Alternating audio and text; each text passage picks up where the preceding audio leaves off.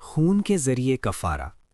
مسیحی عقیدہ کفارہ کا تیسرا حصہ یہ ہے کہ حضرت عیسیٰ علیہ السلام نے انسانوں کے اصل گناہ اور دوسرے گناہوں کی سزا کلوری کی صلیب پر اپنی موت کے ذریعے ادا کی، اور یہ کہ خون کی نجات بخش طاقت پر ایمان کے بغیر نجات حاصل نہیں ہو سکتی۔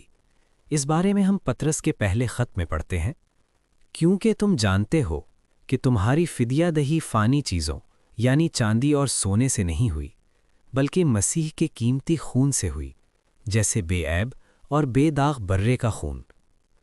اور یہ ہے وہ بات جو دو جدید مسیحی مدافعین، ایک پروٹسٹنٹ اور ایک رومن کیتھولک نے لکھی ہے۔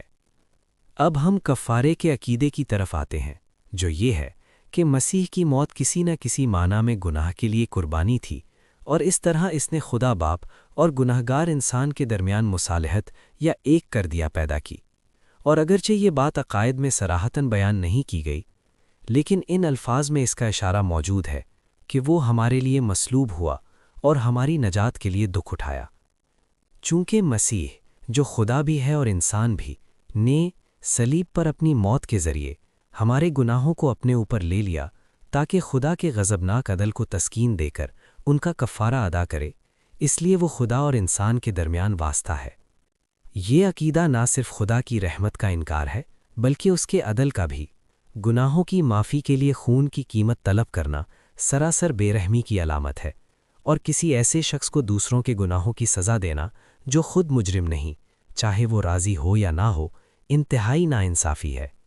مسیحی مدافعین اس عقیدے کا دفاع یہ کہہ کر کرتے ہیں کہ حضرت عیسیٰ علیہ السلام نے انسانوں کے گناہوں کی قیمت ادا کرنے کے لیے اپنی مرضی سے موت قبول کی۔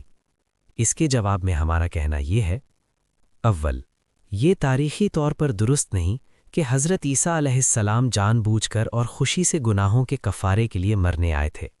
بائبل میں ہم پڑھتے ہیں کہ وہ صلیب پر مرنا نہیں چاہتے تھے، کیونکہ جب انہیں معلوم ہوا کہ ان کے دشمن ان کی جان کے در پہ ہیں تو انہوں نے کہا کہ میری جان موت تک نہایت غمگین ہے۔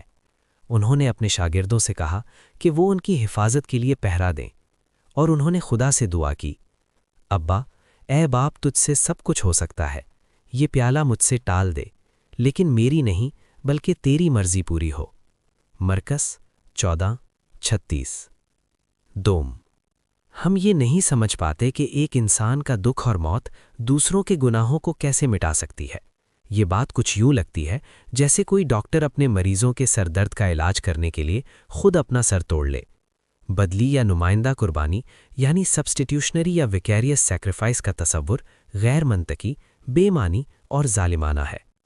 سوم، یہ خیال کہ خدا کے غضب کو ٹھنڈا کرنے کے لیے خون بہانا ضروری ہے، مسیحیت میں عدیم انسان کے اس تصور سے آیا ہے جس میں خدا کو ایک طاقتور دیو یا شیطان سمجھا جاتا ہے۔ ہمیں گناہ اور خون کے درمیان کوئی تعلق نظر نہیں آتا۔ گناہ کو دھونے کے لیے خون نہیں بلکہ توبہ، ندامت، برے رجحانات کے خلاف مسلسل جدوجہد، انسانیت کے لیے ہمدردی کی نشو و نما اور انبیاء کے ذریعے ظاہر کی گئی خدا کی مرضی پر عمل کا پختہ عزم ضروری ہے۔ قرآن کہتا ہے، اللہ تک نہ ان کی قربانیوں کا گوشت پہنچتا ہے نہ خون، بلکہ اس تک تمہاری پرہیزگاری پہنچتی ہے۔ الحج 22:37۔ کفارے کا عقیدہ خدا کی ذات کے پہلے شخص کو ایک خونخوار ظالم بنا دیتا ہے تاکہ دوسرے شخص کی خود قربانی کو نمایاں کیا جا سکے۔ ایک غیر جانبدار نقاد کے نزدیک دوسرے شخص کی قربانی اتنی ہی بے موقع اور بے معنی نظر آتی ہے جتنی پہلے شخص کی خون کی طلب شفاف اور سادگی نما محلوم ہوتی ہے۔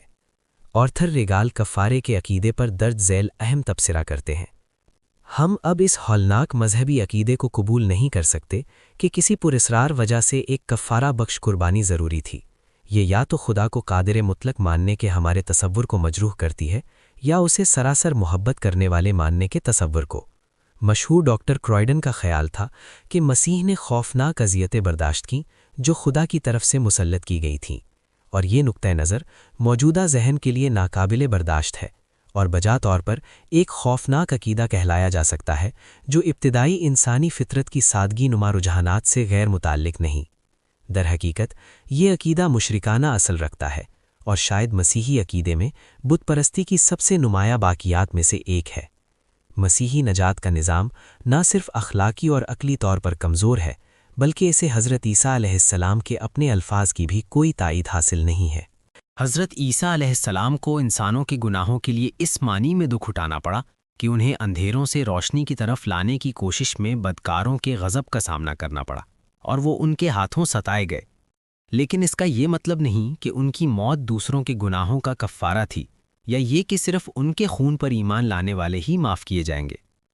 حضرت عیسیٰ علیہ السلام انسانوں کو گناہ سے نجات دلانے کے لیے اپنی تعلیم اور اپنی پاکیزہ زندگی کی مثال کے ذریعے آئے تھے، نہ کہ جان بوجھ کر صلیب پر مرنے اور اپنا خون گناہوں کے کفارے کے طور پر پیش کرنے کے لیے۔ جب ایک نوجوان نے آ کر ان سے پوچھا، اے نیک استاد، میں کیا کروں کہ ہمیشہ کی زندگی پاؤں؟ تو انہوں نے نہ اپنے کفارے کا ذکر کیا، نہ اپنے خون کی نجات بخش طاقت کا۔ ان کا جواب وہی تھا جو ہر نبی کا ہوتا ہے۔ انہوں نے فرمایا، تو مجھے نیک کیوں کہتا ہے؟ نیک تو ایک ہی ہے، یعنی خدا، اور اگر تو زندگی میں داخل ہونا چاہتا ہے تو احکام کو مان۔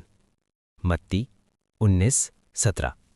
احکام کو ماننا حضرت عیسیٰ علیہ السلام کے نزدیک یہی ہمیشہ کی زندگی کا راستہ تھا۔ نجات خدا پر ایمان لانے، برائی سے بچنے اور نیکی کرنے سے حاصل ہوتی ہے، نہ کہ حضرت عیسیٰ علیہ السلام کو نجات دہندہ ماننے اور خون کے کفارے پر ایمان لانے سے۔